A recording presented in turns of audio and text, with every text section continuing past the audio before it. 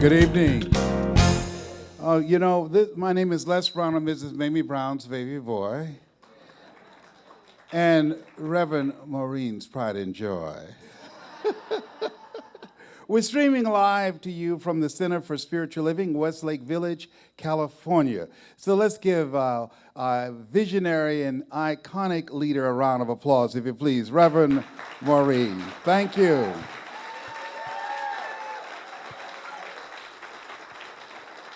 I want you to take some notes as best that you can and borrow a pen from somebody because we're going to spend some time together.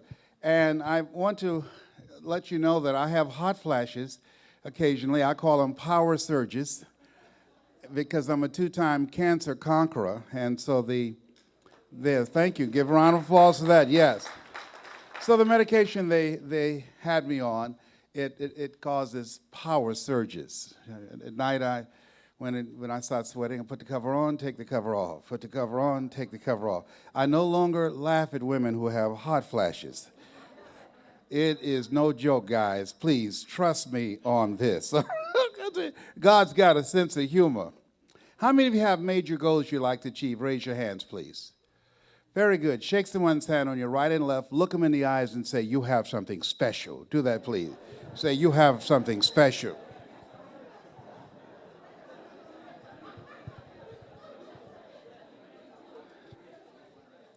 Yes. You have something special. You have greatness within you. You have the ability to do more than you can ever begin to imagine. And I always start my presentations with how many of you have major goals you'd like to achieve. I want to ask you another question. How many of you know if you had your life to live over again, you could have done more than what you've done thus far? Raise your hands, please. Okay, that proves a point that what you do and what you accomplish in life is only a tip of the iceberg of what's possible for you. And, I took some exception with Reverend Maureen wanting to call this an evening with Les Brown. And then today I really processed it because I'm going to share some insights with you. And I'm going to challenge you to think about the goals that you want. And whatever goals that you want, I want you to raise the bar on yourself. And the reason that I'm suggesting that, I have found that most people fail in life not because they aim too high and miss. Most people fail in life because they aim too low and hit. And that's what I did a major part of my life. And then that's what I did up until recently. Because at this stage of my life, at 68, there's some things that happened that I didn't anticipate.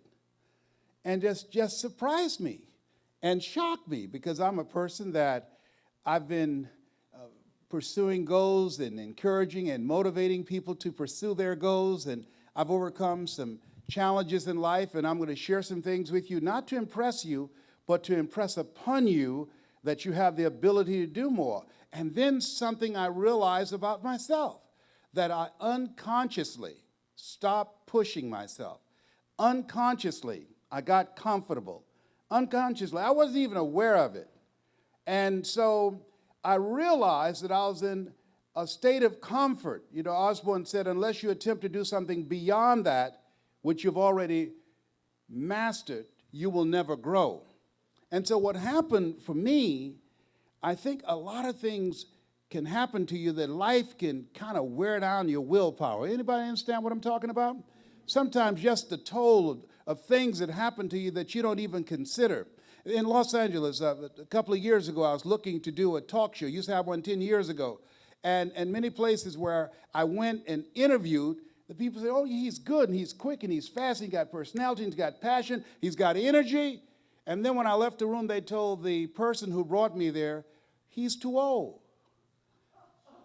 I'm out in the parking lot, I said, I'm too old? What does that have to do? Wait a minute, they told me I was good, I was fast, had energy, vitality. I could do 142 push-ups nonstop. I bet that little bird chest punk can't do it we just got through talking to. I'll challenge him right now. And I got out the car. She says, Les, get back in the car. You can't go in there and challenge the guy to push-ups because he called you old. He hurt my feelings. And so what I was doing at that time, I was just being honest, and I was showing my gray hair. And so she said, Les, when they see the gray hair, they think that you're old. So now I use mascara to cover my gray hair. That of Mazelle waterproof. I was there covered up today before getting ready. Okay. You know, my children said, Daddy, you look distinguished with your gray hair. I said, this stage of my life, I'm not trying to look distinguished. I'm trying to look young. So at any rate, this thing called life, I want to share with you where I am right now, and I want you to think about your goals and dreams, but I want to take you on a little journey here about the power of believing and achieving. But there's some things that we must look at. Why is it that most people don't achieve their goals today? What is it that stop most people? Most people don't believe in themselves. What I'm doing, and I've been doing it now for 40 years, that I didn't believe that I could do it. Being born in a poor section of Miami, Florida called Liberty City, in an abandoned building on a floor with a twin brother. And when we were in the fifth grade, I was identified as EMR, labeled educable, mentally retarded, and put back from the fifth grade to the fourth grade. And I have no college training. And so when I think about my life is that this where I was for the first part of my life, I was stuck. I didn't believe in myself. How many had periods in your life that you didn't believe you can do the things you wanted to do? I was stuck. And so the other reason that most people are stuck in life is because most people are bombarded with too much negative information. How many of you know people who should be here today? Raise your hands, please. Yeah, you got to counteract that negative information.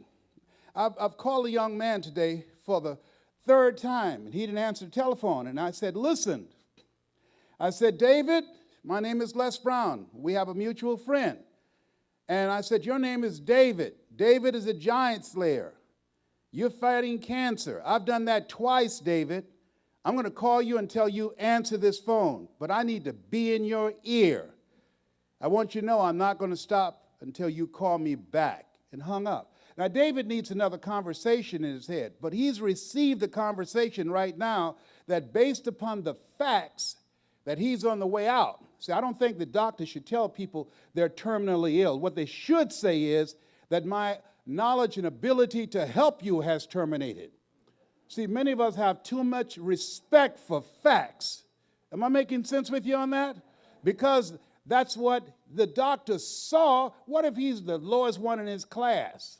What do you call a doctor at the bottom of his class when he graduates from school? A doctor. So he needs another conversation in his head. Let's say it's possible. Let us say together, it's possible.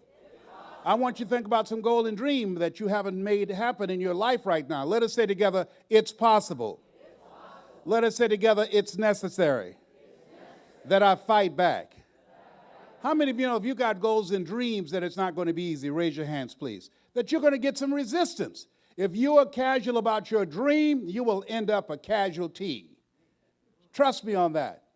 When you want something, there's some discomfort that's involved. You have something special. You have greatness within you. I don't even know you, but I can tell you that based upon my own experience. But in order to manifest your greatness, you've got to put yourself in a perpetual state of discomfort.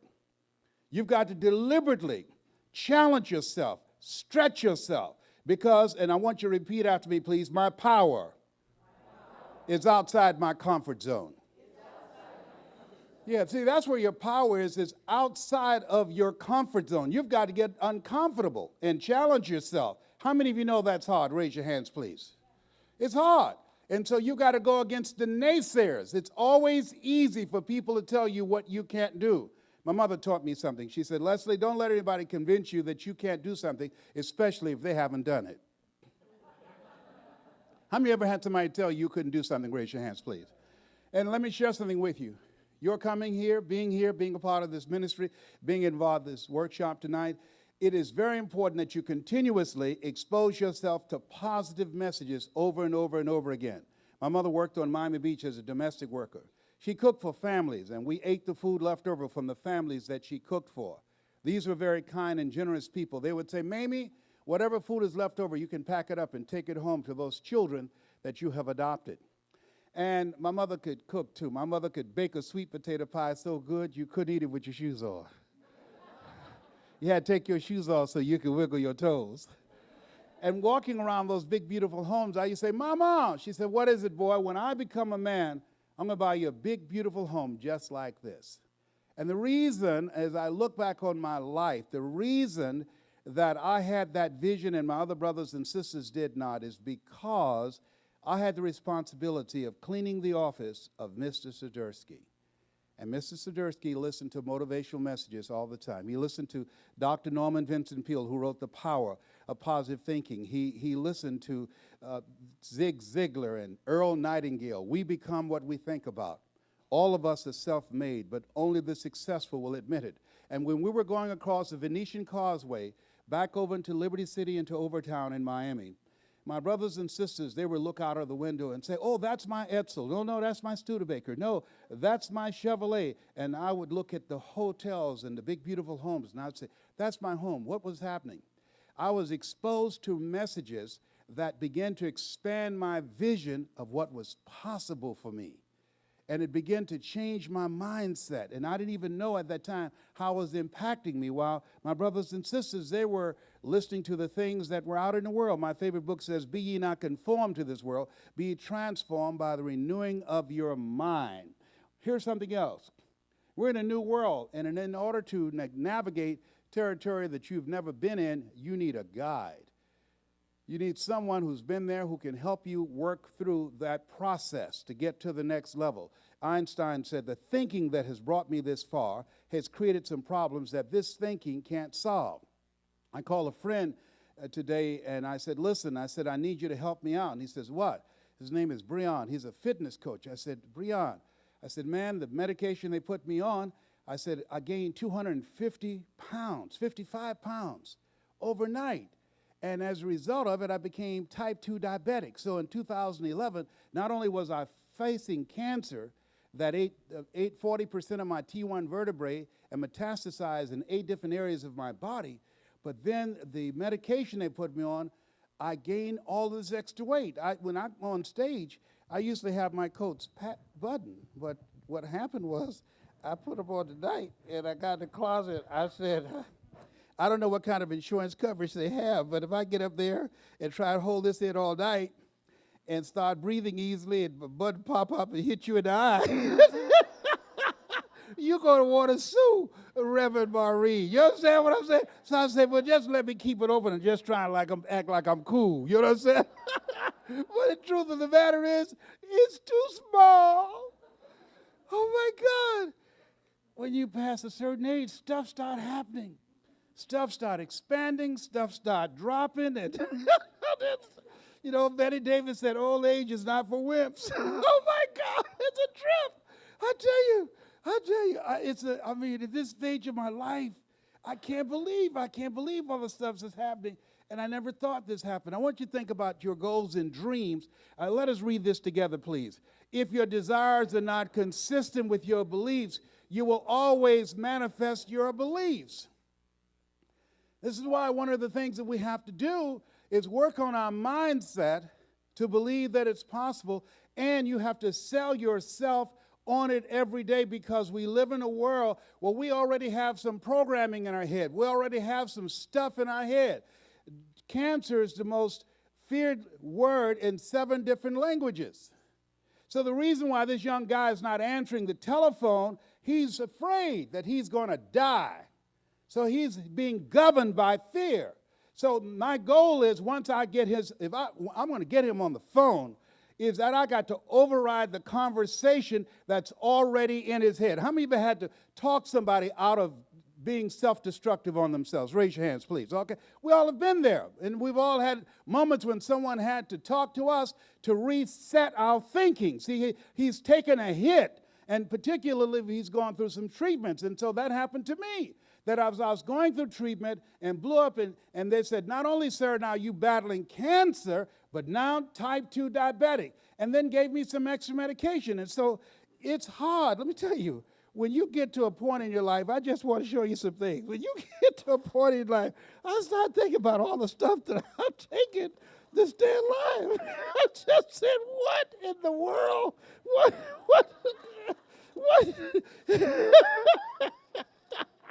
All the stuff that I'm taking. I said, wait a minute. Plus my Mickey Mouse fan for hot flashes. I said, look, and I got my Kangen water. I got my wheatgrass. Oh, my God.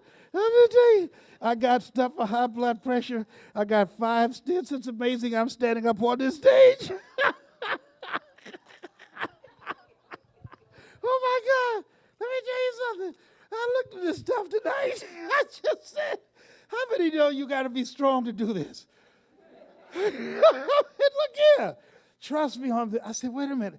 I can't be all these medications, and I'm affirming and visualizing and talking to myself. And my blood pressure, I got that under control. I was on 5 different medications for type 2 diabetes. I'm now down to 1 because my goal is to get off all of that. How many of you know it's hard? Raise your hands, please. I never imagined this. I didn't ever take stuff when I was younger, but at 68, I'm taking all this stuff to stay here. How many of you know you got to talk to yourself? Raise your hands, please. You got to talk to yourself and say, I can make it. This doesn't define me. I'm stronger than this. It's tough, you know, and I think about things that I used to do that I can't do anymore. A friend of mine, she called her brother. He said, hello. She said, what's wrong? He said, I'm mad. She said, why? He said, because I'm 85. She said, well, what's wrong with that? My daughter wanted to take my car keys. She said, why? Because I ran into a telephone booth. That's the only telephone booth I've ever ran over in my life. And she wanted to come live with me. He said, I love her, but I don't like her like that. He said, where did all the time go? And that's what I asked myself. Where did all the time go? I used to think that people in their 40s were old. Now that I'm 68, I feel like I served at the Lord's Supper. So, okay, let's read this together, please. If you feed your mind as often as you feed your stomach, then you'll never have to worry about feeding your stomach or a roof over your head or clothes on your back. I encourage you to go to as many seminars and workshops as you possibly can and do things to feed your mind. I have a ritual every day, thank you so much, that I listen to things to feed my mind, things that I read, seminars and workshops, and just doing this. I'm talking to myself as much as I'm talking to you. I'm not wearing any crown. I'm still growing. I'm still developing. I'm still stretching myself and pushing myself to go to the next level. What you focus on the longest becomes the strongest. So part of what my process is now is, the reason I brought this, is that this is out of sight in my house. Why? Because I don't want myself believing that this is my future. And so therefore, what I do is I take the pills out. I say grace over everything before I take it, that I'm getting younger and I'm getting stronger every day in every way.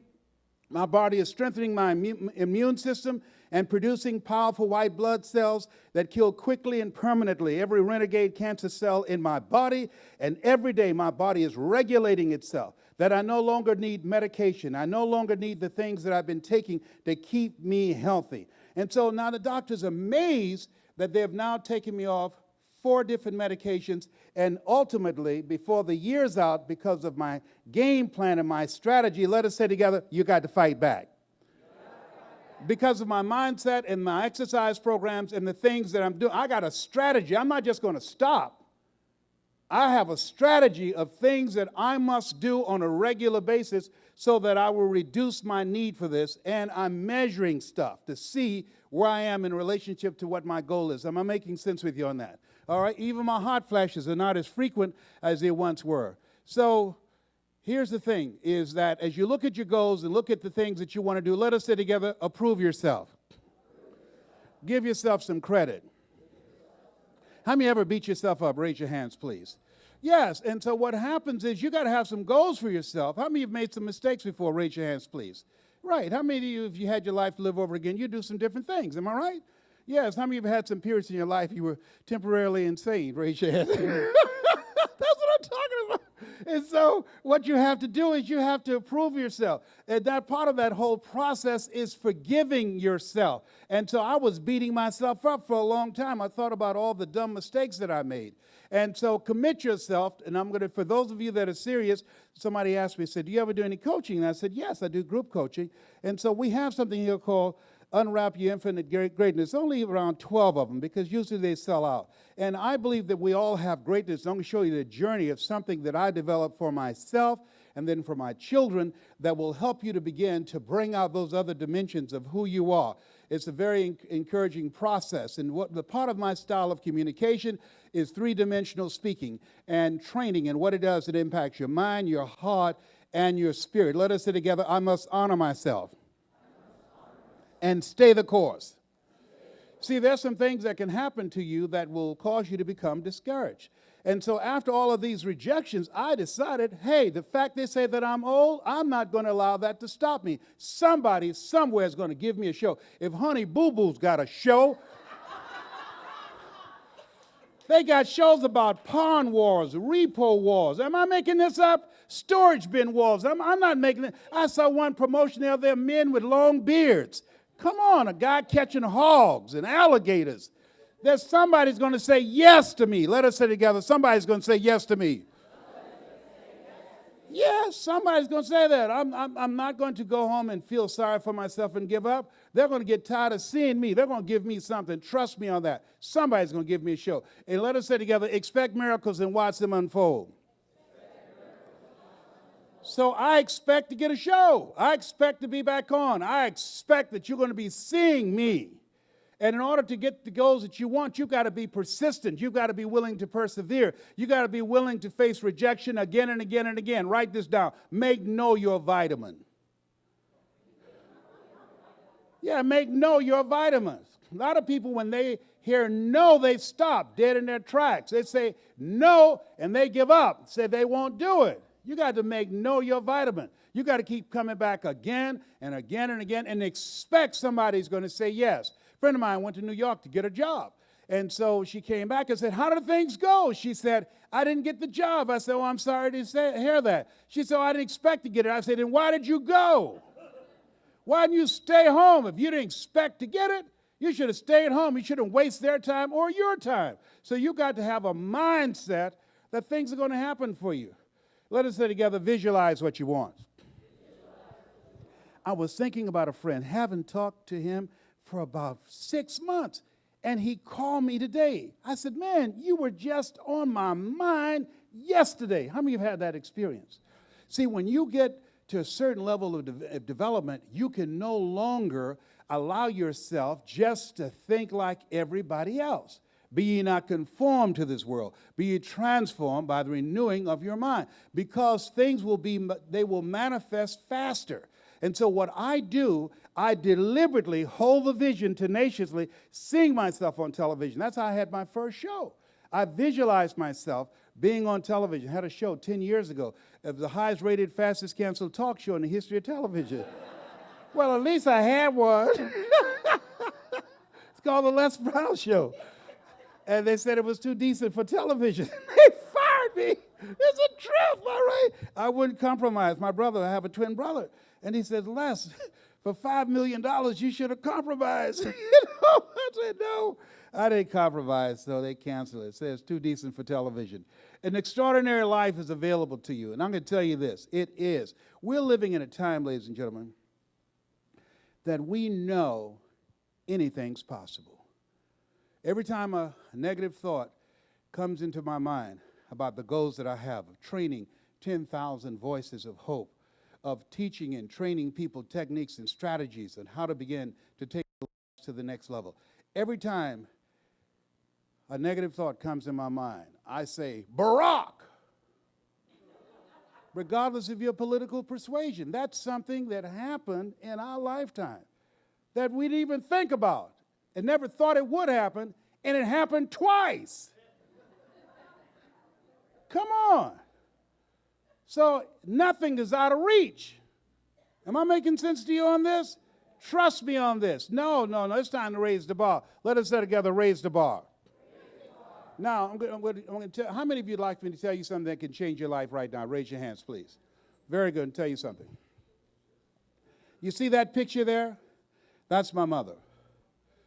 That's Mrs. Mamie Brown. She adopted Wesley and I when she was 46. She never had any children herself. Which one am I? The one on the right? On her right. Yeah, I'm the cute one. Yes, that's right. Yes. Now, so my goal, and here's something else. How many have somebody that you like to do something special for? Raise your hands, please. Very good. My goal was to buy her a home. That was my goal. That encouraged me. That's what caused me to listen to Earl Nightingale, The Strangest Secret in the World. I listened to that series over and over and over again. And I bought my mother 4 different homes before she passed. I took care of her until she passed at age 89. She was a 22-year breast cancer conqueror. And she was an incredible woman, incredible human being. And I just love her spirit and her energy. And after she adopted us 5 years later, she adopted 5 other children. And she raised us, and she was a person who had drive, and she was unstoppable. But isn't it interesting how you can be raised in the same house with the same people, same parents, same circumstances, and end up dramatically different than your brothers and sisters? Isn't it? How many ever do what I'm talking about? I mean, my brother and I are different in day and night. You hear me? Unbelievable. It's amazing. It's amazing. And so I want you to think about your goal. One of the things, let us read this, please. It's not where you start, it's where you're going. That's Wesley and I eating sugar cane in Overtown. Anybody ever had sugar cane? Raise your hands, please. Let me tell you something. Boy, Stephen Colbert did a piece on Donald Trump 2 weeks ago. Please pull it up. I can't repeat it on stage here, but it's worth seeing. He challenged Donald Trump. He said, Donald Trump, I will give you $1 million. There's something I want you to do. Now, those of you who saw it, how many of you saw it? Raise your hand. It is hysterical. I watch it every day.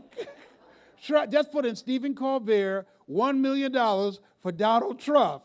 And then after you see it, email me at yes@lesbrown.com. You're going to crack up. I love this. I mean, he deserved this.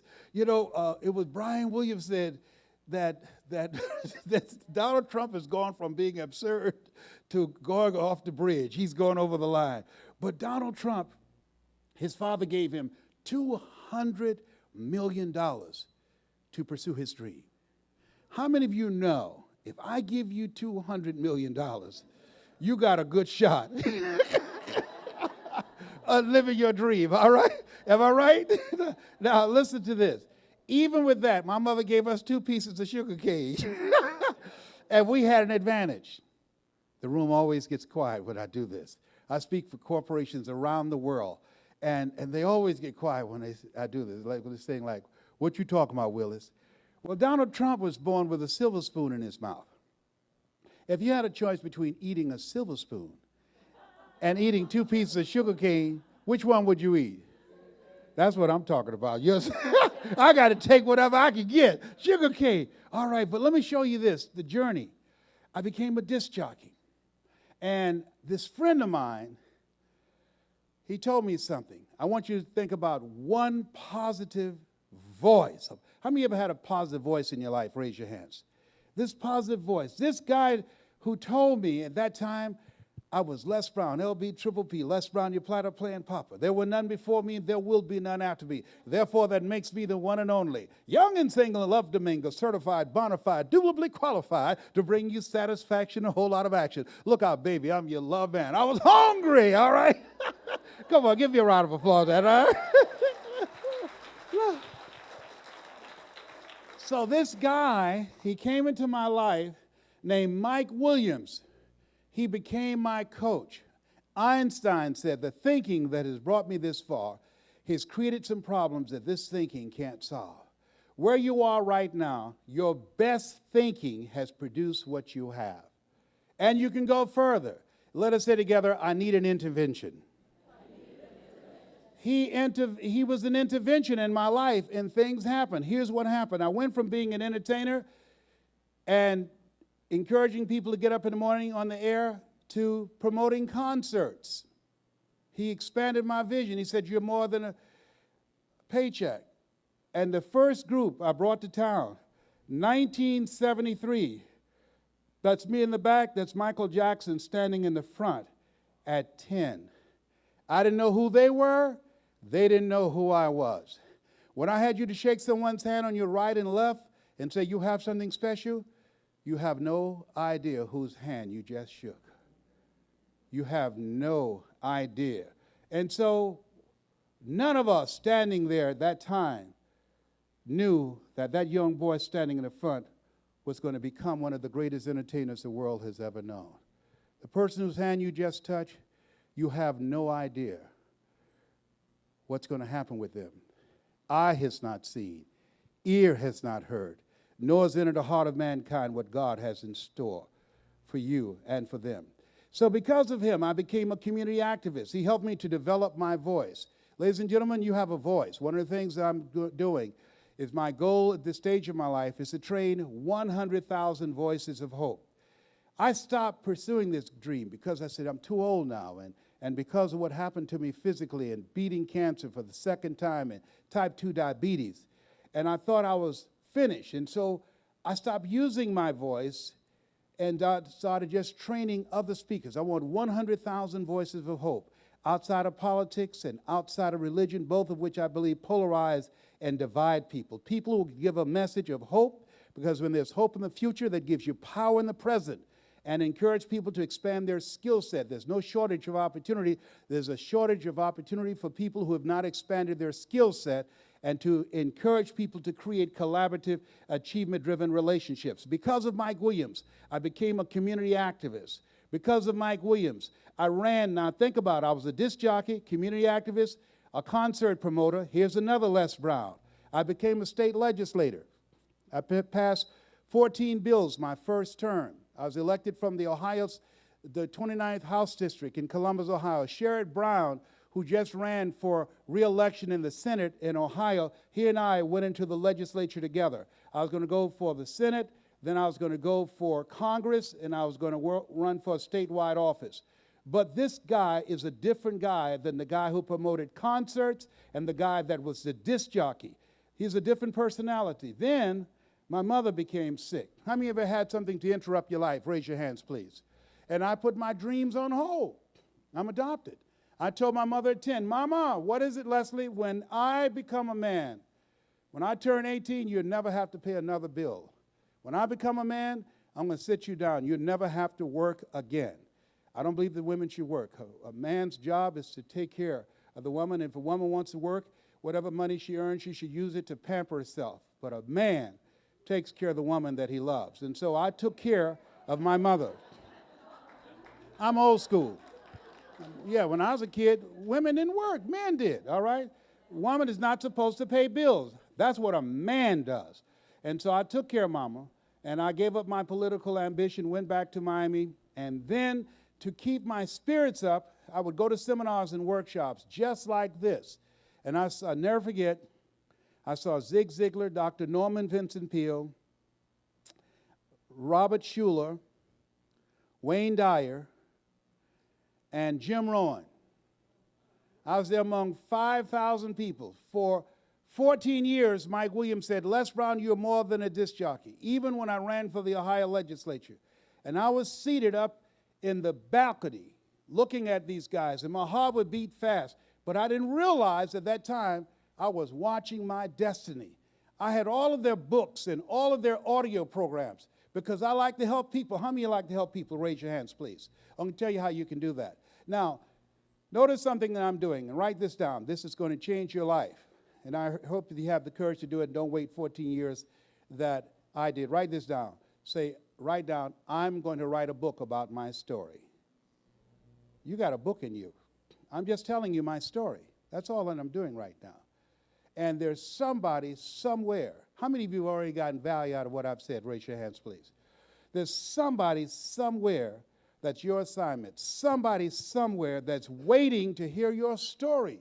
They're waiting to hear how you got out of a life of operating in your comfort zone, waiting to hear how you conquered an addiction, waiting to hear how you conquered your fears, waiting to hear how you are able to decide to live your passion and live your faith rather than your fear. Somebody. See, there are certain people that's my assignment, that when I speak, that they're going to hear me, but there are certain people, when you speak, they're going to hear you. There are certain people, when you speak, they're going to hear you. And I believe that we need more than listening to politicians and religious leaders. I believe that ordinary people who are called to do an extraordinary work have a calling to change the planet. And my goal is to teach them how to do it. And so all I've been doing now is telling you my story. So this is when Mama passed. It changed my life. And so I decided when I was at that event, a guy said something that changed my life. Somebody here this evening, there's something that I'm going to say that is going to go straight from your mind to your heart. He said, I know there's somebody here that has a passion for changing people's lives. I know there's somebody here that has a story in them that the world needs to hear. And he said, the reason I'm standing up here and you're seated out there is because I represent the thoughts you have rejected for yourself. Whoa. When he said that hit me between the eyes, Maureen, because I had looked at these guys and I said, I can do that. That's what my heart said. And then when I would start going to the car with their books and audio tapes under my arms, my voice, that inner voice would say, Les Brown, you can't do that. You don't have a college education. Les Brown, you're adopted. You don't even know who your parents are. Les Brown, you were labeled educable mentally retarded. Les Brown, you were put back from the 5th grade to the 4th grade and failed again in the 8th grade. You don't have any degree. Who would listen to you? What would you say in a book? What is it about your life that has any value for anybody? There's a proverb that says, if there's no enemy within, the enemy outside can do us no harm. Shakespeare said, the fault, dear Brutus, is not in our stars, but in ourselves that we are underlings. How many of you ever thought about something that you wanted to do? You felt it in your heart, and you talk yourself out of it. Raise your hand if you know what I'm talking about. I convinced myself for 14 years. And when he spoke those words, I represent the thoughts you have rejected for yourself. It's like he broke a spell. And so I began to pursue that dream. That's Dr. Norman Vincent Peale. I made up my mind that night, I'm going to be on stage with him. He wrote The Power of Positive Thinking. And when I came to this place where he was speaking, I was asked to open for him. I was in Chicago. And Og Mandino, who wrote a book called The Greatest Salesman in the World, was in an airport in Philadelphia and couldn't make it. And he called and said, Les Brown, I need you to open for someone for me. I said, who? Dr. Norman Vincent Peale. I said, no, man, you got to be kidding. I said, oh, that's my dream. He said, listen, he's in Kankakee, Illinois. I need you to open for him. I'm in the airport in Philadelphia, and I can't get out. And I said, no problem. I drove to Kankakee, Illinois, came to the back of the theater, and I said, hi, my name is Les Brown. He said, you're not the band leader. No, I'm not Les Brown. The band of Redown. No, I'm not. He said, well, who are you? I said, I'm Mrs. Mamie Brown's baby boy. He said, who's baby Brown? I said, my mama. So they called Dr. Peele's wife out, said, there's a young man here. So he's supposed to open for Dr. Peele. His name is Les Brown, but he's not the band leader. So she said, okay. So she said, tell him to come back. I came back, and Dr. Peele was in the dressing room, and his back was to me. And she said, Pops, Les Brown is here, and it's not the band leader. And he said, Les Brown, shoot for the moon, because even if you miss, you'll land among the stars. I said, yes, sir. I sent that to you when I was in the 10th grade, sir. That's my quote, sir. He said, young man, every time I close a speech out, I say that. Shoot for the moon, because even if you miss, you'll land among the stars. I'm honored to meet you, Mr. Brown. Oh, sir, I'm honored to meet you. I'm so excited. Then a young guy was backstage who was supposed to speak. He said, Dr. Peel, how old are you? Dr. Peel at that time was 92. He said, 92. He said, I don't know if I want to live to get to 92. He said, that's because you've never been 91. He is a quick guy, you hear me? He walked 2 miles every day, he and his wife together. He was an incredible man. And that's, how many of you have a college education? Raise your hands, please. Very good. How many have ever given a lecture at Harvard University? No hands? Shake someone's hand on your right and left and say, that's in your future. Do that right now. Say, that's in your future. Yeah. Everybody right now, point at me right now. Say, Les Brown. Point at me. Say, Les Brown. If you can do it, I can do it. And when you say I want you to say it with more conviction. All right? Point at me again. Say, Les Brown. If you can do it, I can do it.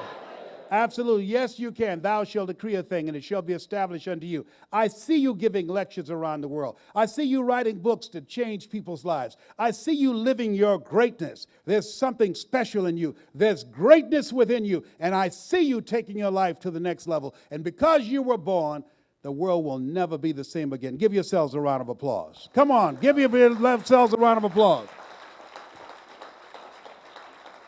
So I've given 4 different lectures at Harvard University. This is a special that I did for PBS. Got a Grammy for that. I did 8 different specials for public television. I was at the National Speakers Association. We had a brainstorming session. And I said, you know, we need to be on PBS like Wayne Dyer and John Bradshaw and Leo Pascalia. So they don't put motivational speakers on there. I say, then why don't one of us be the first? I'm going to send them my information. They said, Les, you can't get on public television. If anybody could have done it, Zig Ziglar would have done it, or Dr. Norman Vincent Peale, and you don't even have a college education. I said, well, I'm going to try. And I did. Made several $1 million from those specials. I'm glad I didn't listen to those chumps. Don't listen to chumps, all right? Now I don't tell you this to impress you, but to impress upon you, you have something special. You have greatness within you. This is the highest award from the National Speakers Association, given by your peers. They inducted me into the Hall of Fame of the National Speakers Association. Thank you. How many have ever heard of TOASTMASTERS? Raise your hands, please. TOASTMASTERS. This is the Golden Gavel Award. This is the highest award they give for TOASTMASTERS. I received that. Now, mind you, I didn't do this for 14 years. And I'm saying to you, don't listen to those negative thoughts in you. Because I didn't live this life for 14 years. It was available to me. What we do and what we accomplish is a result of our willingness to approve ourselves and to believe that it's possible. Now, this is funny. They polled over 51,000 people around the world to find the top 5 speakers in the world. General Norman Schwarzkopf on the left. Anybody ever heard of him? Raise your hands. Lee Iacocca, you ever heard of him? Raise your hand. Robert Schuller, raise your hand.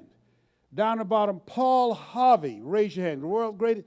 And there in the center, Mrs. Mamie Brown's baby boy. Y'all need to go out and y'all need to go out and get some sugar cane. I mean, who'd have thought? Who'd have thought that going from there, coming from here to go there? Who'd have thought? So now, here's why I think it's important that you write a book. Write this down. Number 1, it increases your value in the marketplace. When you have a book, my fee went from $500 to over $5,000 an hour. And then when I wrote Live Your Dreams, then it's not over till you win. Then my fee went to $10,000. So what happens is, and write this down, you become an expert in your area. And what made me decide to pursue this, I was in this seminar, and this guy said, the average American reads one book a year. He said, if you read one book a month in your area of interest, in 5 years, when the average American would have read 5 books, you'd have read 60 books. That will make you an expert. Write this down. Knowledge is the new currency. Knowledge is the new currency. How many of you have been on a job for over 5 years? Raise your hands, please. How many of you can teach people some things that can shorten their learning curve because of your experience, your knowledge? Raise your hands, please, okay? So what I want you to listen and follow me on this. This is an incredible time that we're living. This is a time that you wanted not just terms of looking for a job. You want to create your own job, control your own destiny, create your own stimulus package and recovery plan. Does that make sense? Okay, now, so this is Ming Wong. Ming Wong and her husband, they have a restaurant here in California, and she has a story. She came up in a culture where women were not valued and respected. And she has a passion for working with young people. And so we've trained and worked with her to help to develop her voice. She's a powerful speaker. And now she is a person that when she takes the platform, her presence and her grace is phenomenal. This is, oh boy, Allan McDougall. Allan McDougall was an alcoholic for many years and homeless. He slept across from 5-star hotels. He would not stay across from the Red Roof Inn or something. 5-star hotels. That was one of his idiosyncratic ways. And so, but he laughs. I'm an introvert. I'm a quiet guy. Can you develop my power voice? And I said, yes. He's now the spokesperson for MAD, with Women Against Drunk Drivers. And he travels around the world speaking now. He's a phenomenal speaker now. This is Trish Luna de Alva. One of the goals I have training people how to develop their voice. She does a presentation called Take Your Power Back. And the experiences she had as a young person and being molested. This is a young man that I told him the value of writing a book, and I wrote the foreword for this. His name is Johnny Wimbrey. He's out of Dallas, Texas. He was in a gang, and his best friend was killed. And so he was in church with a gun, and he was going to avenge his friend's death. Came out in front of the church, and his best friend's mother said, I forgive the young man who killed my son. And he said he stood there, and he looked at her, and he said, whoa. He said, I loved him, but I didn't love him more than his mother loved him. And he turned around and gave the minister his gun, went back into church, gave the minister his gun. His minister said, you need to get in touch with Les Brown. And he and I have been friends. He's one of the most gifted speakers that I've ever had the honor of training, and now I'm learning from him. He's just phenomenal, electrifying young man. His book is called From the Hood to Doing Good. He's an ex-felon, in and out of jail in his younger years, but now he's traveling around the world, just got back from Israel, and is just turning people's lives completely around. Gloria Ramirez, she's an incredible voice out of South Florida. She's a healer, has an MBA, worked for corporate America, and now she's working her dream of helping people to change their lives. Sean Arnold. Sean, where's Sean? She's raised in foster care here in California. Give attorney Sean Arnold a round of applause. Stand up, Sean. Raised in the foster care system here. What is it that you do for kids in the system? I'm a CASA. Court-appointed special advocate for abused and neglected children. Incredible person, and she also runs a boot camp, and she's a strategist. She was a corporate attorney for like 14 years, and they decided they were going to go in another direction and weren't taking her, and now she's created her own path. Everybody say, create your own path. Yeah. This is Soraya Dean. Let's give her a round of applause. Attorney Soraya Dean. Soraya creates dialogue between Christians and Muslims. Muslims have been demonized in our culture, and so she helps to create dialogue between them. And she has a book here, and I encourage you to get her book. Her book is entitled Peace Matters, 33 Powerful Actions All Mothers Can Take to Raise Peace-Conscious Children. And that's available over there. In addition, Sean, how many remember the classic movie they always play at Christmas time? What's the name of the, No, not A Wonderful Life. I love that one. Huh? The Wizard of Oz. Have you ever seen The Wizard of Oz? Yeah. This is The Art of Negotiation by Sean Arnold. And she used an analogy with The Wizard of Oz. You have got to give this. It's very fascinating. And so there are just so many things that we can do today that can make a difference. And this is Clifton. He has an MBA from Walton. Am I pronouncing it? Wharton? Yes. You see why they had me in special education. You know the school. And he was the CFO of a billion-dollar company. And they decided to go in another direction. And so now he has created his own direction. This is Annie Crawley. I talked to her yesterday. Annie was a teacher. I spoke. She's among 2,000 people. Write this down. You have an energy signature. You have an energy signature. When I spoke, even though she enjoyed teaching, but her passion, what she loved, is underwater videography. That's her there on the left. And she's now been inducted into the Videographers Hall of Fame of underwater videography. She was in one foreign country, and she sent me an email. Les, come join me. We're videotaping hammerhead sharks. And I videotaped her back. I said, have you ever heard of a black person being eaten by a hammerhead shark? I said, we don't play that. No way, Jose. No way, buddy. I have to wear the pins if I went under there and saw a hammerhead shark. No. Oh, no. Boy, this thing called life is humbling. It's humbling, Used to come into places to see where the ladies were. Now look to see where's the nearest restroom, It's just, I'm turning red as I talk about this, but y'all can't see it. I tickle myself. Okay. This is Dr. Julie Van Putten. What an incredible voice. She's a speaker. She's a trainer. She's an MD and PhD, raised in the Detroit school system. And when she was 10 years old, teacher said, what do you like to be? She said, I'd like to become a doctor. And she said, you don't have the grades to do that. Fast forward 20 years, and she had already had 2 master's degrees in the health area. And so her mentor said, what do you want to be? He said, you ought to become a doctor. She said, I'd like to, but I was told I couldn't do that because of my grades. He said, you can be anything you want to be. And she said, when he spoke with that conviction, like he broke a spell, and she got a scholarship, MD, PhD program at The Ohio State University. And my business partner, life partner, where is she? Stand up. Where's Dr. Julie Van Putten? Give her a round of applause right there. Yeah. She believed a lie for 20 years. How many have been told that you couldn't do something? Raise your hands, please. Yes. Let us say, I release that lie right now. Yes.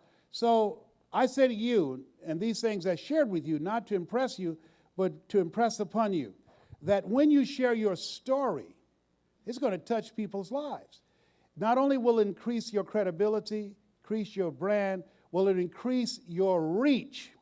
And what we're doing now is working with people. How many believe that you have a book and you have a story, and you raise your hands, please? Very good. Make sure that you communicate with us. I'd like for you to email me and just say, I have a book in me. Just yes@lesbrown.com. yes@lesbrown.com. And what we do is, many of you don't have the time to sit down and write it. We assign ghostwriters to you, interview you, transcribe it, and then write it in your voice. I have a book I put out called Fight for Your Dreams, and it made the Amazon bestseller list, and I'm now working on Fight for Your Dream Part 2, and I'm looking for co-authors. And what we do is help you to accelerate your brand, let us say together, borrowed credibility. Say it again, borrowed credibility. So not only do we help you to get your story out in our book, but teach you how to deliver your story, how to tell it and impact audiences, how to do seminars and workshops, how to earn money with your story.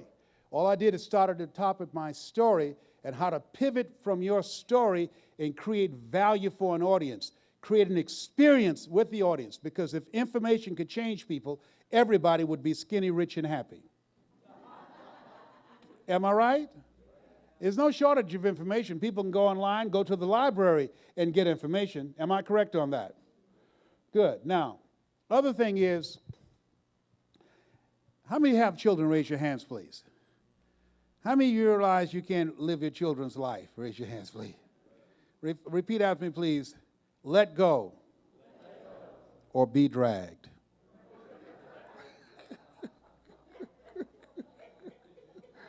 You got to let go. One of my sons I know is about to move to Colorado. Where's that place that just legalized marijuana? I know he's out of here now. He probably helped to support that campaign. I don't know, that's bad. Stop that, all right. But well, he's a trip. But how many of those kids will drain you if you let them? They will wear you out. And so I had to learn to let go. They'll put you on guilt trips. How many of you know that, right? And don't let them get together and start communicating together. They'll work you. They'll work you.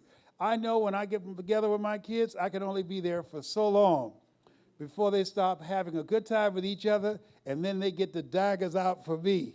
It's a trip. I just say, look here, excuse me, I got to go. Homie got to go. I'm glad to see them, and I'm glad to see them when they go. It's a trip. I wish I'd had my grandchildren first.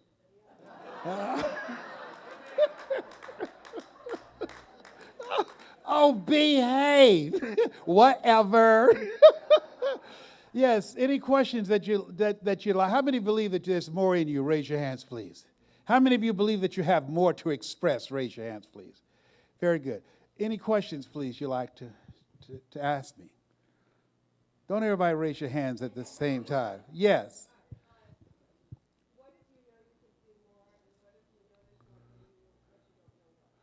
The question was asked, what if you know you can do more and you know there's more in you, but you don't know what? What is your name? Nikki? Nikki, will you be my friend and come up on stage for a moment, please?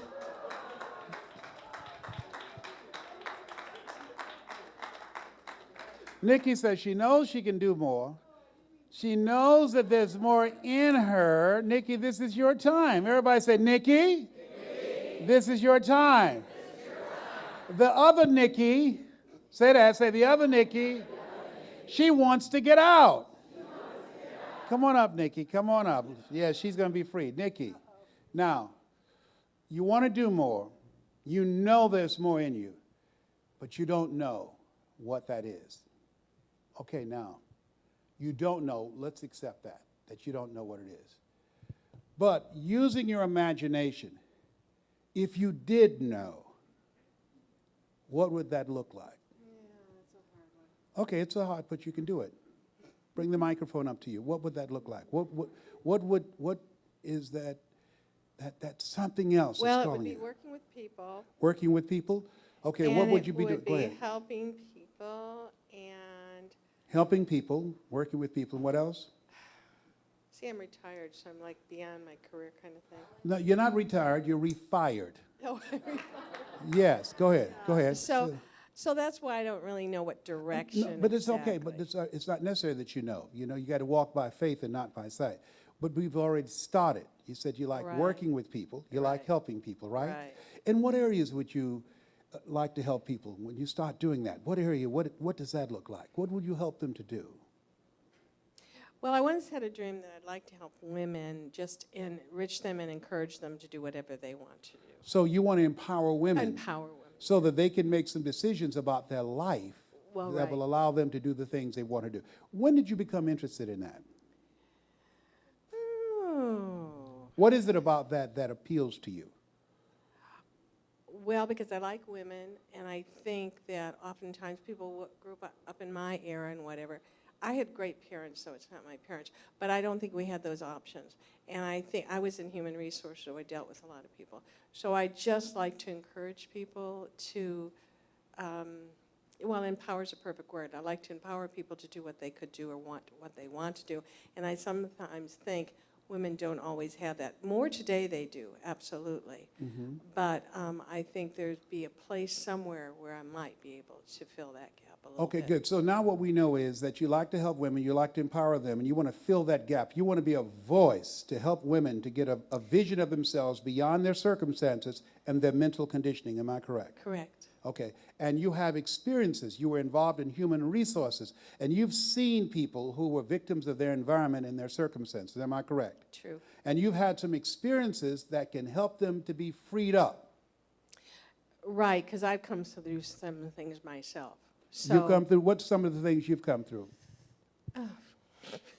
It's okay, just share it. Let us say together, there's power in sharing.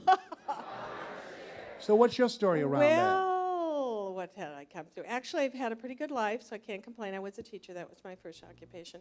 But I came through a divorce and raised 2 children alone, so that's an issue women have to deal with. So coming through a divorce, women have 50% of the population go through divorce, and you raised 3 children alone, 2 children alone. And what was that experience like? How did you find the courage to do that? Well, and this I guess is important, I knew there was no option but to raise my children. I mean, that was never an option. So I went back to school and got a master's in business as opposed to education and went into human resources so I could raise them. And you did that? I did that. Okay. Now, what is your full name? Nikki Coble. Nikki? Coble. Coble. Okay, let's give a round of applause for sharing that. Thank you. Thank you. So thank you, Nikki. Now, Nikki, here's what I'm going to do for you. On December the 1st, Nikki, I want to invite you. I'm doing a training in L.A. Teach you how to tell your story. Okay? Now, so, and what I want you to do, you invest in yourself. You invest in yourself, I'm going to invest in you. And in fact, anybody that gets this tonight, we got 12 of them. It's only $50. That's lower than what it usually is. But you'll be able to come to the seminar now. Here's some stuff. Hi.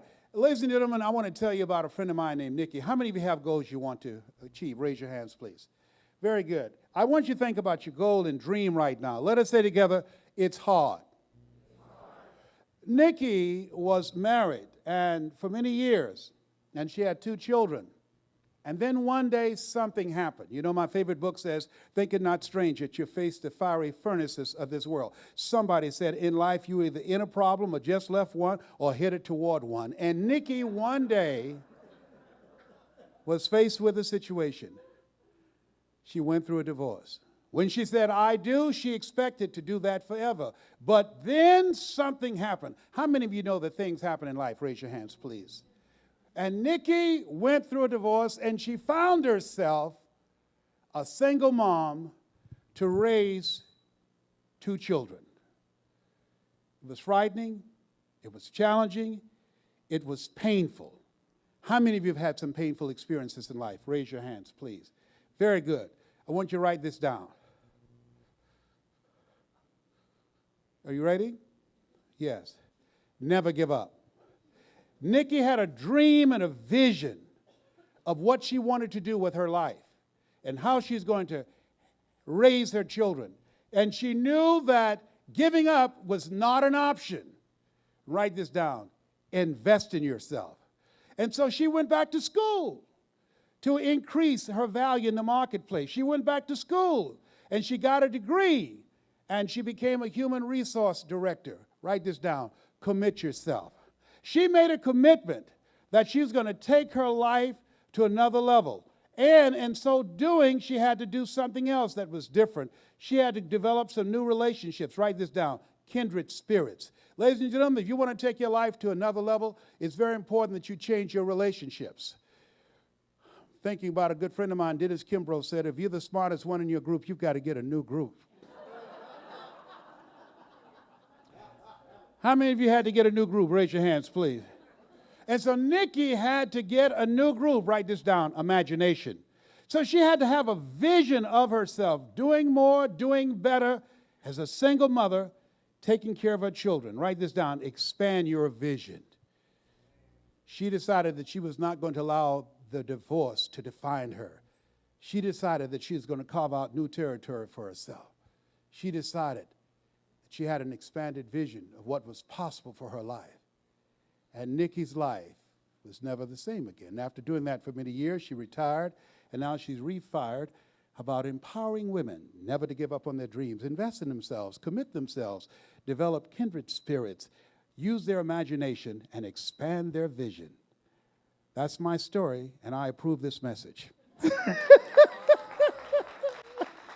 But during the training, Nikki, how close was I to your story? You were very close to my story. And we just talked a little while. I know, you're amazing. No, you are amazing. It's your story. But hold on, come up here, please. Come up here, right. Just a little bit. Can you see the difference in her face now? Is there different energy there? Yes, it's an energy signature. Give her a round of applause. Yes, you can do that, Nikki. Yes. You're quite welcome. How many of you, who else has a story in here? Come on up here, all right? Rest of y'all punked out. What is your name? My name is Stacy. Hello, Stacy. Hello. Hi, everybody. Well, my story, what I would love to do is travel around the world. I picture myself doing a documentary and a book called 24 Around the World. My story, I came out here from Minnesota all by myself. I didn't have any family here. And when I graduated college, I was used to being an overachiever. And I just kind of thought, oh, I'll get a great full-time job and everything will work out and I'll be happy. And that wasn't the case. And I've spent the last 2 years really kind of beating myself up and saying, how come all my friends, they have full-time jobs and, you know, I'm doing this, but I knew that there was something inside of me. So what I'd love to do is just travel around the world and talk to people about my age in their 20s and just kind of find out where they are in life, because I think right now I'm a Zumba instructor. I work at a coffee shop. I work part-time with a green events company, and I also have a natural nutrition business.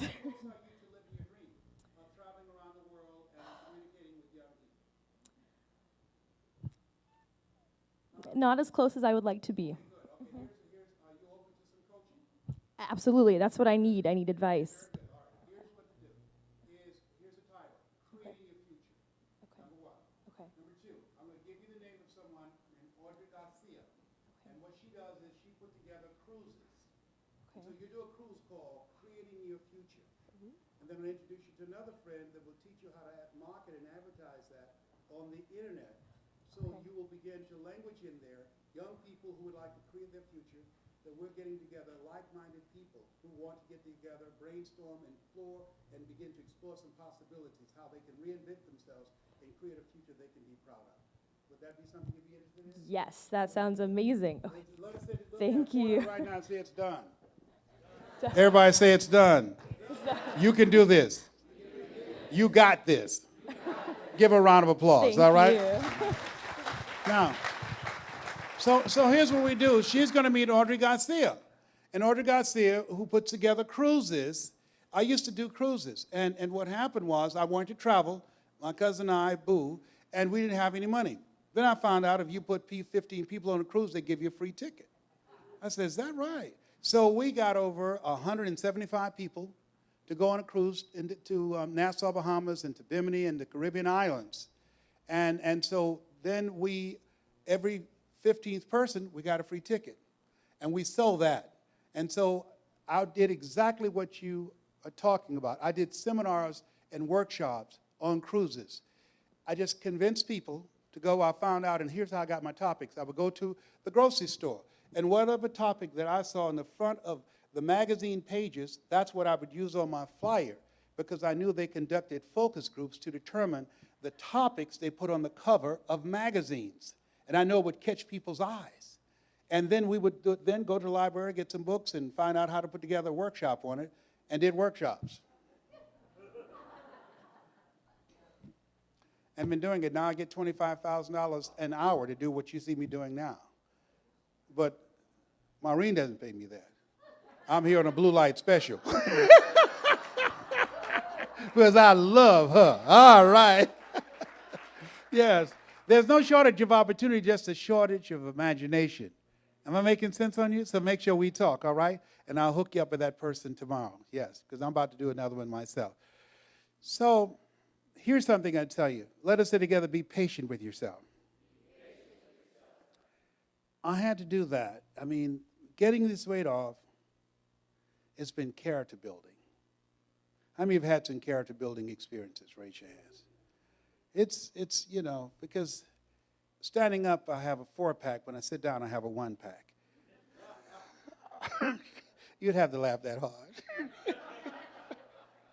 Next time you see me, I'm going to be able to button this and not have to hold my breath. But it's been humbling because I've been able to get it off when I was younger, much easier. But now it's been challenging me. And I have to be patient.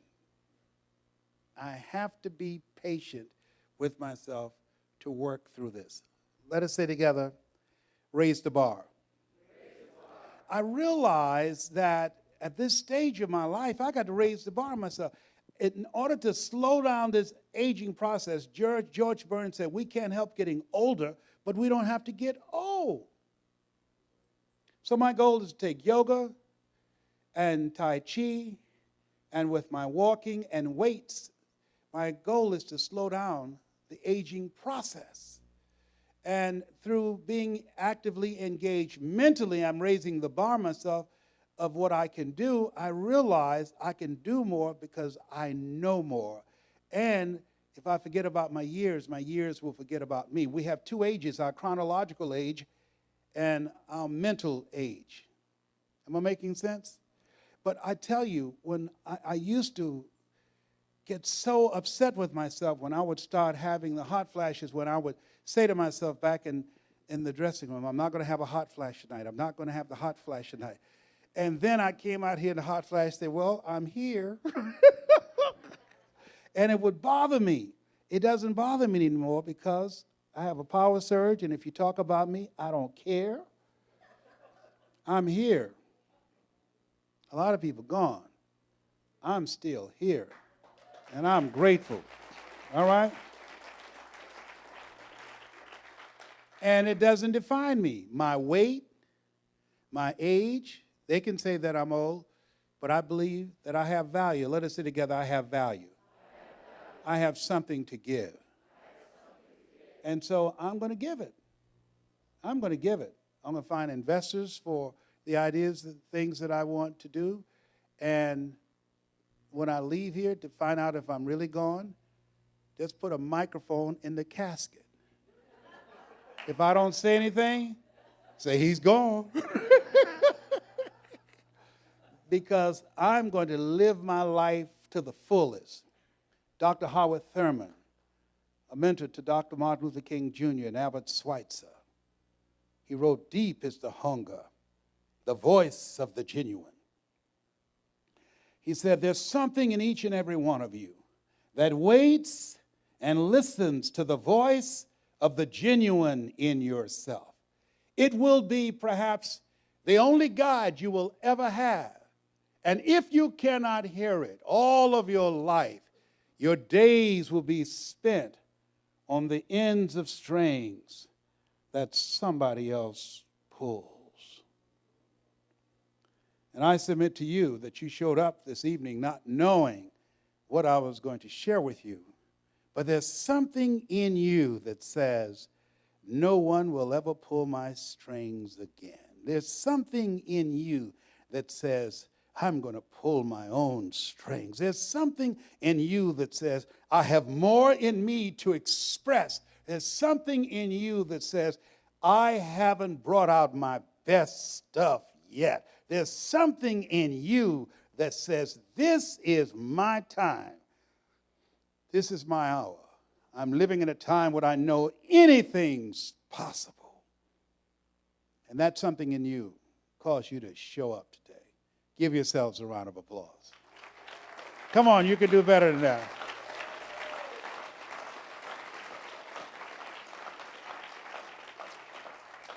Are there any other questions you'd like to ask me, please? Yes.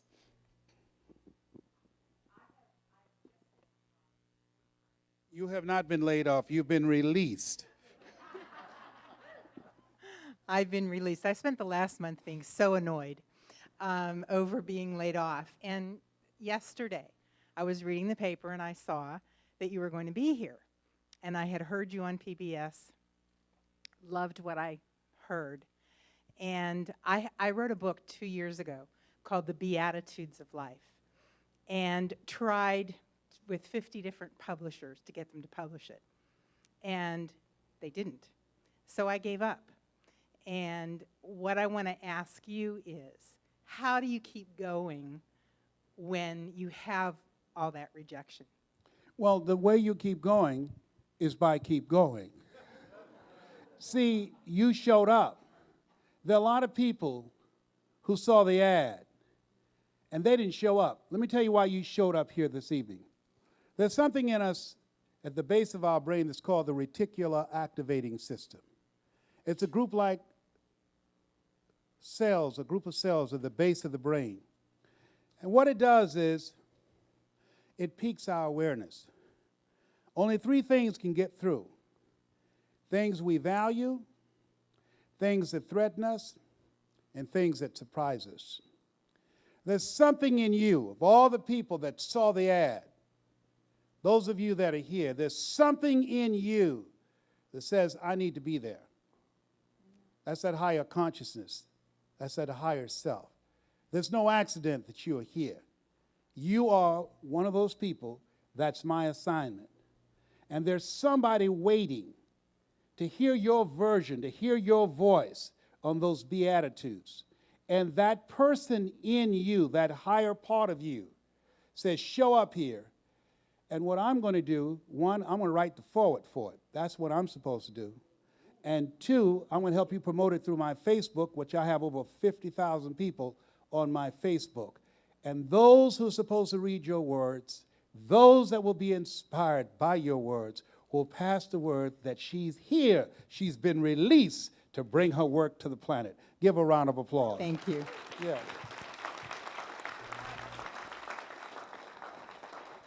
And Charles Marion White said, in life, when you don't have enough courage or insight to know that you have outgrown a situation and it's time to move on, life will move on you.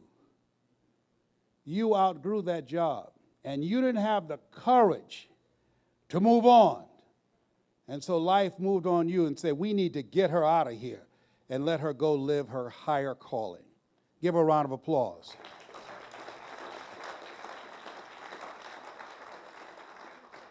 Yes, has this been of value to you this evening? Huh? Has this been worth your investment? Okay, very good. I want to give you this here. This is called Unwrap Your Infinite Greatness. As you listen to that, you're going to send the people back a letter and say, thank you so much for releasing me to pursue my higher calling. Let me share something with you, and I'm going to end on this. I came to work one day at the radio station. I love radio. I was good at it. I did a show for a year on CBS, 980 AM. Came there at 6 o'clock in the morning. Tried to put my key in, and they had changed the lock. I tried for the longest. I said, I can't believe this. So I went and got in the car, turned on the radio, and a guy that I had trained named Mike Reeves, he's a minister now, I sent him to the Lord, named Mike Reeves. He was on the air doing my show. Now, mind you, at this time, I was crazy. Remember I asked, I know I got some company in here. I was crazy. So I'm here listening, so they didn't have the guts to fire me. I used to editorialize about various inequities in the community. And so I was known for speaking out. So I was sitting there in the car and said, what am I going to do? Because the general manager didn't have the guts to fire me to my face. And then I looked up and there was a light on in the engineer's room. It was very high. I couldn't just jump up to it. So I drove my car up next to the building, got on the hood, stepped on the roof of the car, and said, "Nick Bodie." He said, "Yes." I said, "Look at me." He said, "Yes." I said, "Do you know that I'm crazy?" He said, "Yes." I said, "Then open the door."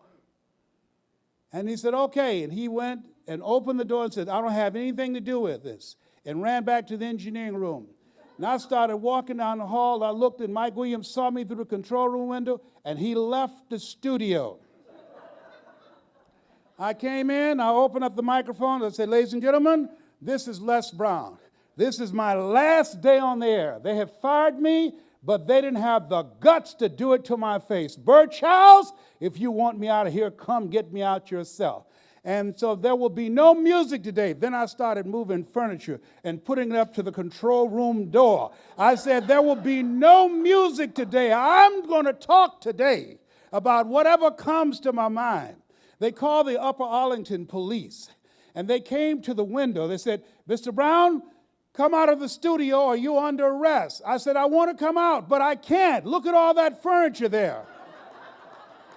He said, "Then move the furniture and come out." I said, "I've been fired. That's work. I've been fired. If I do that, I'll be doing work that I won't get compensated for."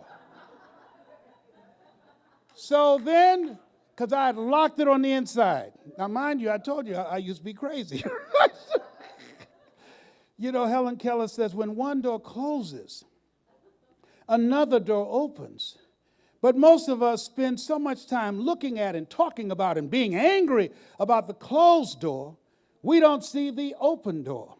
And so they had to break the door off the hinges. You ask anybody in Columbus, Ohio, where Sherrod Brown just got reelected to the Senate, he'll tell you I was crazy. September the 22nd, 1978. And so I said, they're breaking in. You can hear them. They're breaking in. And they came in and they arrested me. They had me there in handcuffs. And Lieutenant Jackson, who later became the top security officer there in the city, he came up from Columbus in Upper Arlington, and he said, "Take the handcuffs off him." They said, "Why?" He said, "You can't take this guy out of here." And they said, "Why?" He said, "Have you looked outside?" He says, "No." He looked outside. Over 3,000 people had packed the parking lot. They said, "We'll call for backup." He said, "Pick up the phone." They picked up the phone. The lines were cut. And he said, "Les, you promise to leave and not come back?" I said, "Yes, my work is through here." I said, "Man, take these handcuffs off and my face is itchy." He said, "I believe he won't come back." As they were taking the handcuffs off me, and you reminded me, there I was barricading myself in the studio in a place that I had outgrown. And when they took the handcuffs off, when I left that studio, I became a community activist. When I left that studio, I was elected to the Ohio legislature. When I left that studio, I became the chairman of the Human Resource Committee and the Education Committee. When I left that studio, I went back and I was available to take care of my mother. When I left that studio, I became a motivational speaker and been changing people's lives around the world. When I left that studio, I was able to fulfill the position of doing the first motivational video on public television, got a Grammy Award. When I left that studio, I received the NSA Award. When I left that studio, I received the Golden Gavel Award from TOASTMASTERS. When I left that studio, I was selected among the top 5 speakers in the world. When I left that studio, I got a chance to meet Reverend Maureen, who changed my life. When I left that studio, I got a chance to see you because they fired me. And I thank them for blessing me with your presence. That's my story. I'm Les Brown, and I approve this message. Thank you very much. I'd like to, thank you.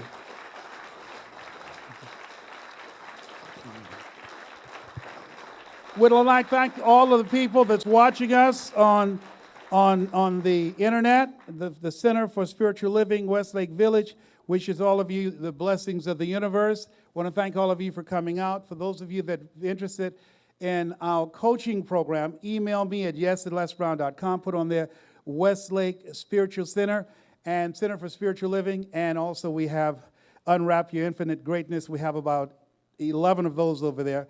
And I'll be here, but you've been so very kind. I hope this has been worth your time. Thank you. God bless you. Did you love it? Yes. Give him a big round of applause.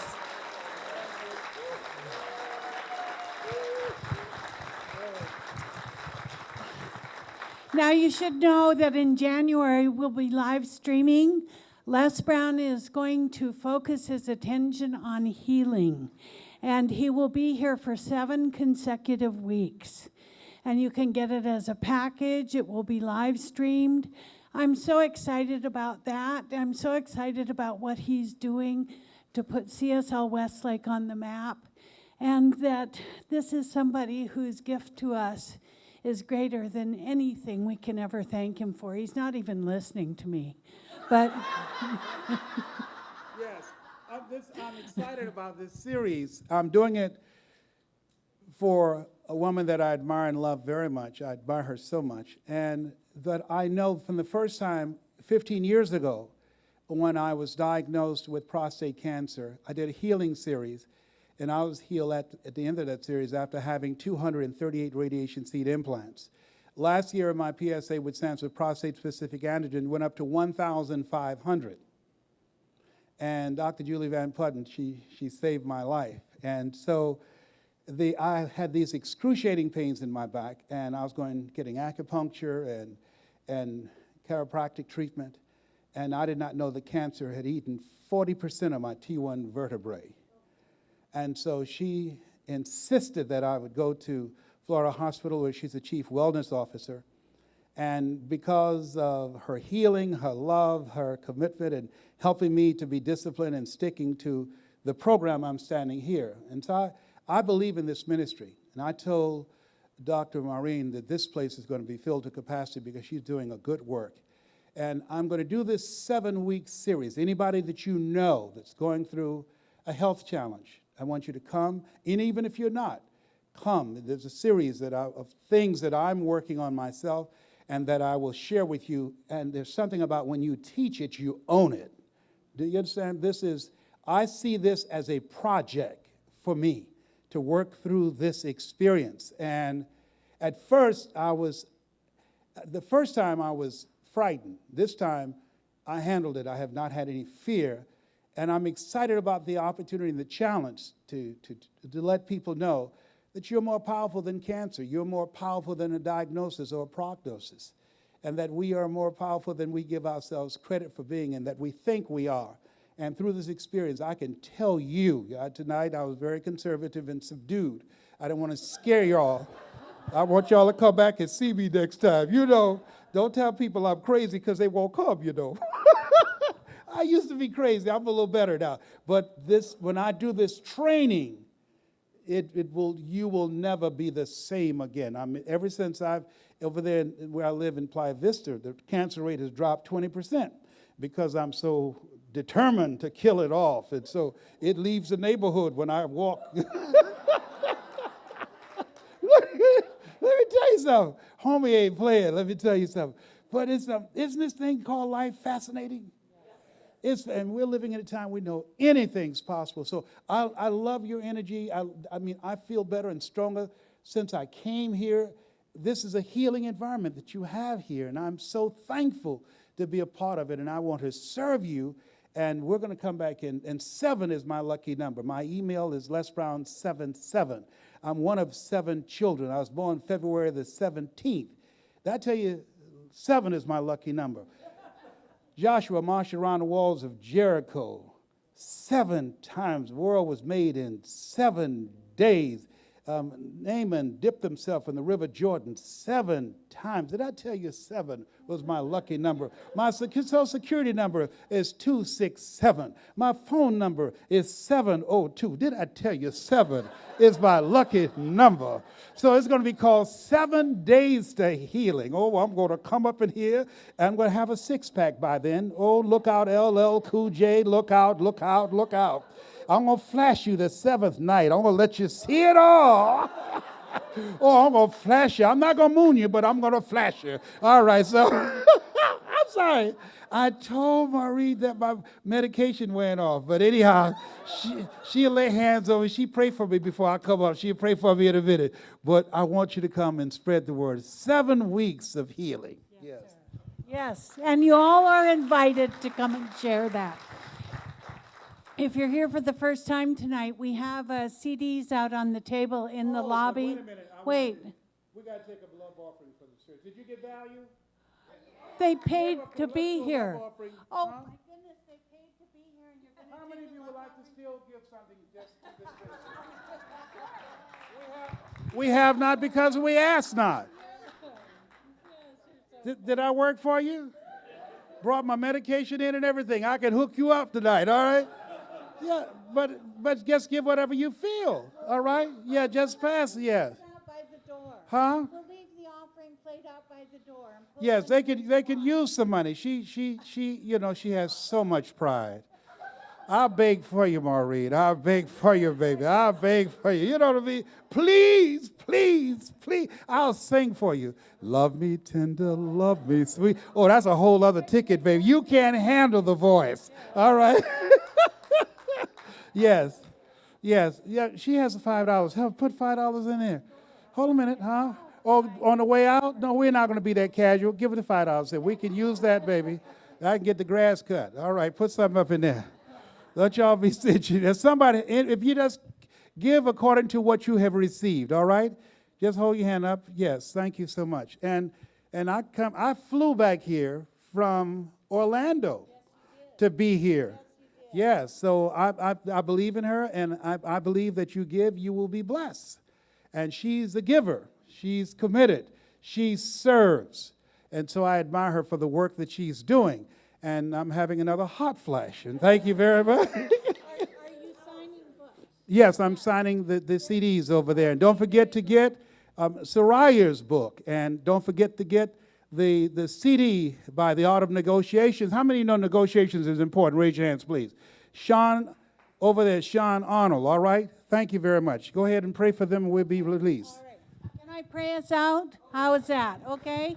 All right, if you'll join me in consciousness, please, and know with me right now that there is one life. That life is God's life, that life is my life, and that life is perfect right here and right now. And so I know tonight that we have been blessed, absolutely blessed by the presence of God speaking to God and God listening to God by means of our wonderful Les Brown, that as we have joined in consciousness, that the collective consciousness of everyone here tonight has provided a healing. Something has been revealed through the words that have been spoken. And so as a result of that, healing is occurring right here and right now. And so it is that I joyfully, absolutely joyfully receive and give thanks for each and every person here, each and every energy, each and every God presence, knowing that we travel in safety and in good order to our appointed destination, that we live life to the fullest, knowing that something great and wonderful is happening for each and every one of us, that we are great, that we are wonderful, that we are something to be reckoned with. I give thanks, I let go, I let God, I release my word, knowing it is done and complete in the mind of God, as we say together. And so it is. Thank you all so much for being here.